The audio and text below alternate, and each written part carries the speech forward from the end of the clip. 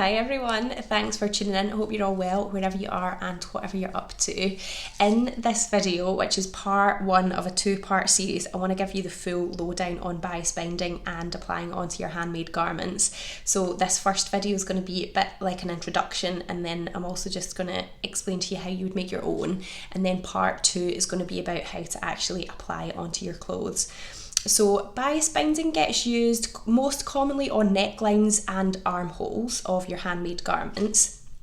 And it's important at those curved edges, those parts of your garments, that you provide structure and stability to them. Because they're curved, they can stretch out. So if you were to just simply hem the neckline of a garment, or hem it at the armhole, if it was a sleeveless top, say, just like you hem the bottom of a dress or a top, it would basically just stretch out because the shape of the fabric is cut into a curve. So as you put it on and take it off and wash it and wear it and move in it, it would stretch out and kind of sag and kind of flop forward and not look very good. So you put bias binding on it to give a bit of structure and stability and to hold it in place. So if your pattern does say to use bias binding, you got to do it. You can't sneak out of that one, I'm afraid. To put it simply, bias binding is just a strip of fabric that is cut out on the bias. Now, the bias means that it is at a 45-degree angle to the direction of threads that have woven the fabric. So once you find your selvage in the fabric, you know that the threads run parallel to that and they run at 90 degrees. So the bias is at 45-degree angle.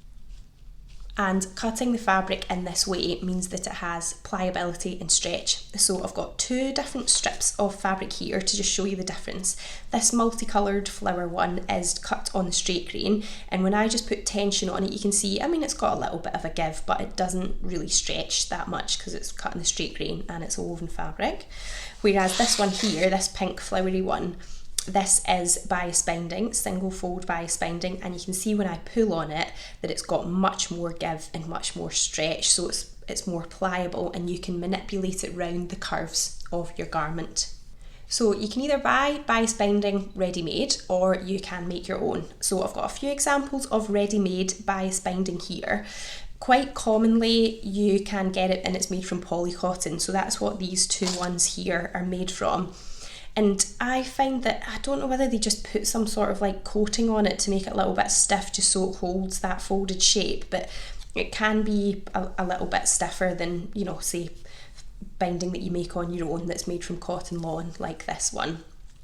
It does soften once you wash and you use it, but you don't need to pre-wash it. So I've put some on this garment here, and which is a double gauze, and I put just the sort of normal ready-made polycotton bias binding on it, and I've worn this top loads and washed it, and it has softened out a lot over time, so it does kind of soften a bit, but there might just be some instances where you actually want to make your own, and that's going to be a lot more beneficial to the look of your garment.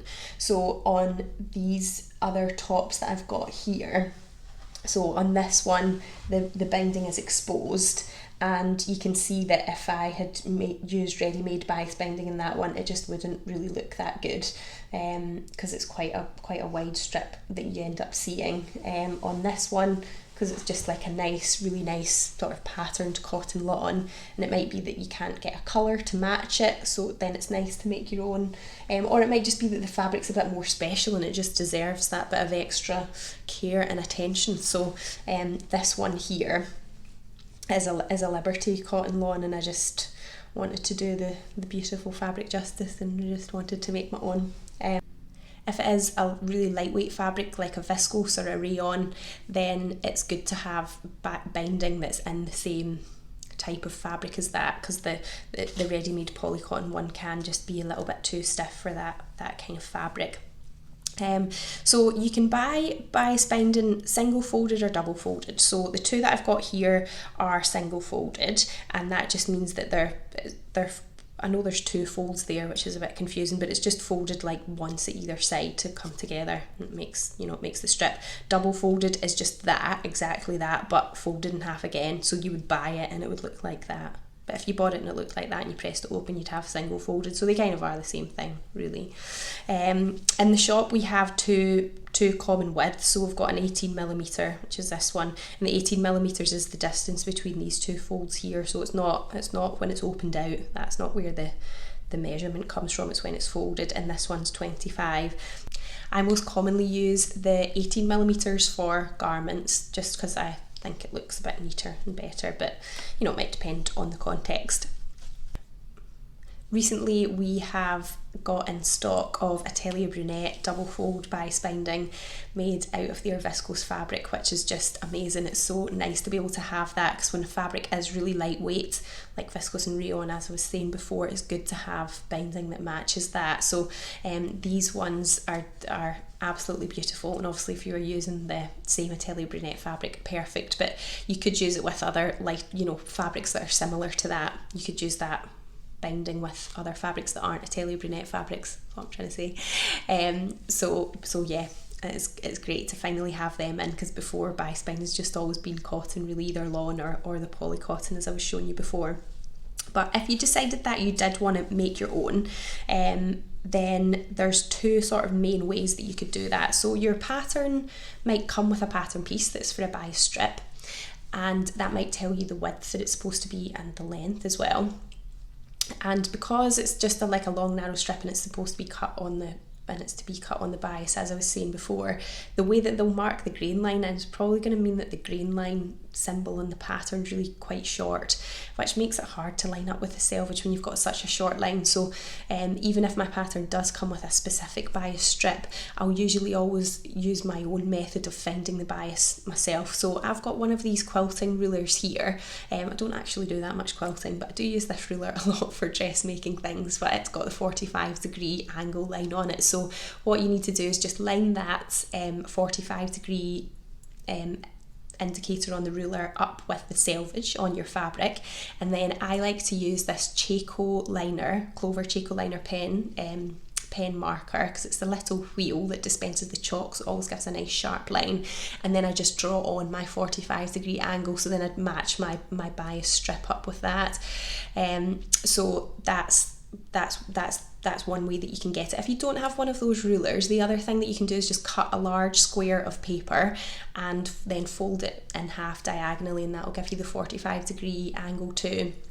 That gives you that sort of first line of your bias strip, and then depending on what you want the finished width to be once it's all sort of sewn on, then you can decide how wide you want the strip to be. Just remember and include your seam allowance as well. So if you're going to then make your bias strip into bias binding, like those ready-made ones that I showed you, then you can use this bias binding maker, and on the back of this packet it tells you the width to cut it out. So if you're using lightweight fabric, cut it at 40, if it's medium weight fabric, cut it at 35. If you're not sure what weight your fabric is or how it's going to work out, I would say just cut it at 40. You can easily just trim a little bit off if it's too wide when it comes to it. Then you've not cut it too narrow, basically.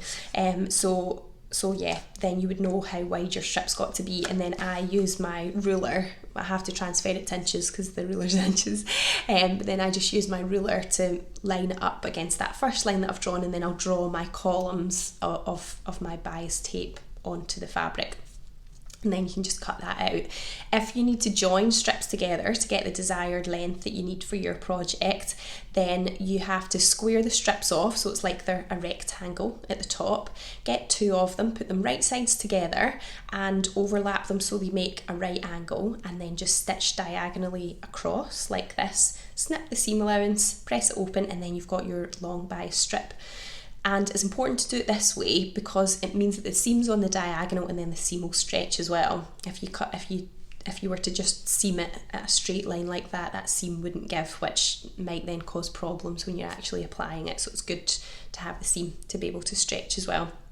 So that's kind of the quicker way to make your own. And then the other way that you can make it is to sort of build up a little bit of a stock of it and use this continuous loop method. So I'm going to talk you through how to do that now. I usually start off by making a 50cm square because it just generates, a decent amount of binding. So you get your 50cm square of fabric, and you cut it in half diagonally. So you've got these two sections. And then you want to place one triangle on top of the other with right sides facing and the two shorter edges matching, and then just offset the edges by 1 centimetre because this is going to be your seam allowance. So then stitch them together, press the seam open and open it out, and you have now got a rhomboid shape. So what you're going to do on this shape now is to mark the width of the strips that you want to have of your binding. And again, I use my ruler and this Chaco liner pen, so you just draw all of them on. You can draw onto both sides of the fabric just so that you can always see it, and it makes it a little bit easier.